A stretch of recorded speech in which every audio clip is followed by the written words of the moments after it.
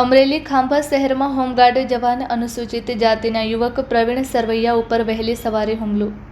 અજાણ્યા ઈસમો દ્વારા હોમગાર્ડ યુવક નાઇટ પેટ્રોલિંગમાં ફરજ દરમિયાન હતો અને હુમલો કરી માર માર્યો.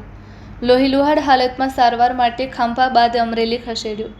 અમરેલી સિવિલ હોસ્પિટલ ખસેડાયો. ખાંભા પોલીસ દોડી ફરિયાદ નોંધવા તજવીજ હાથ ધરી. અજાણ્યા ઈસમો કયા કારણોસર હુમલો કર્યો તે અંગે પોલીસ તપાસનો ધમધમાટ શરૂ. ખાંભા પોલીસ દ્વારા થોડી વારમાં ફરિયાદ નોંધાશે. Report by Sarfaraz Khokhar, Amreli.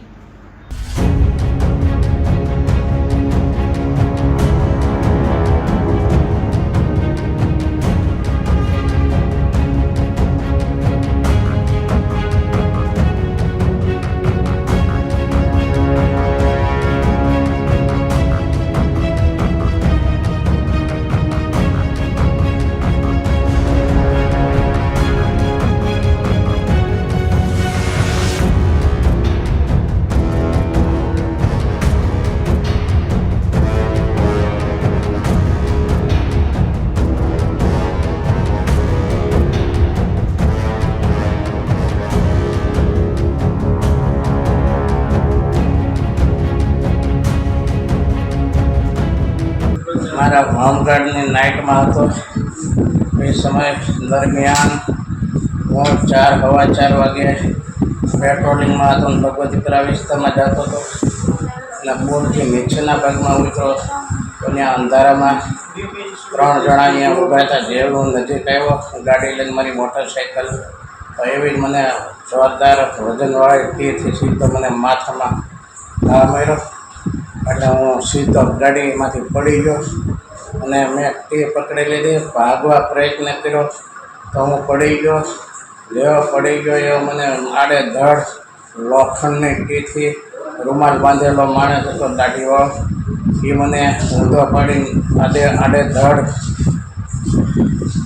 લોખંડની પાઇપ ટીથી મને મારવા લાગ્યો. પગમાં, હાથમાં અને માથાના ભાગે ટીથી મારી ઉપર હુમલો કર્યો. 3 જણા હતા.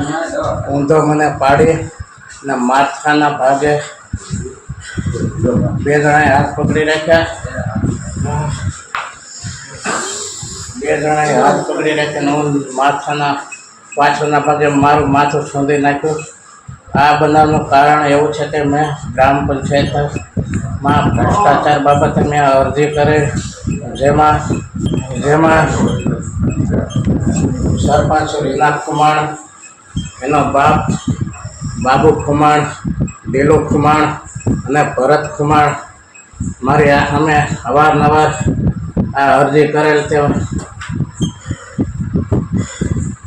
તેની અદાવત રાખીને અવારનવાર મારી સામે ગાડીઓ ભટકાવવાનો પ્રયત્ન કરતા અને અત્યારે લાભ જોઈને મને મારા પેટ્રોલિંગમાં હતો ત્યારે એણે હુમલો કરાયો છે. 3 જણા હતા. 3 મોઢે રૂમાલ બાંધેલા હતા, જેને ઓળખી નથી શીખ્યો. એક નંબર રૂમાલ ખેગાડી નાખ્યો તો ગાડીવાળો હતો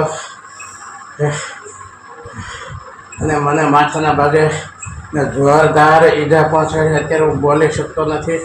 મારા પગ ભાંગી નાખ્યા છે, હાથ ભાંગી નાખ્યા છે અને માથાના પાછળના ભાગે મને સોંધી નાખ્યો છે. અત્યારે હું 2 વાર ચક્કર ફોલ આવે છે અને મારું કાંઈ જો મૃત્યુ થાય તો રીના ખુમાણ, રીના બાબુ ખુમાણ, બાબુ ભીખુ ખુમાણ, દેલો ભીખુ ખુમાણ અને ભરત ભીખુ ખુમાણ અને વત્તા 3 જણા બીજા, એના ઉપર કાયદેસર કાર્યવાહી કરવી.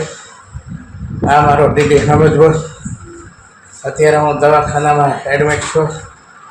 મારા સમાજને બી આહવાન કરું છું કે હોસ્પિટલે હું જ્યાં હોય ત્યાં તાત્કાલિક દવાખાને પહોંચે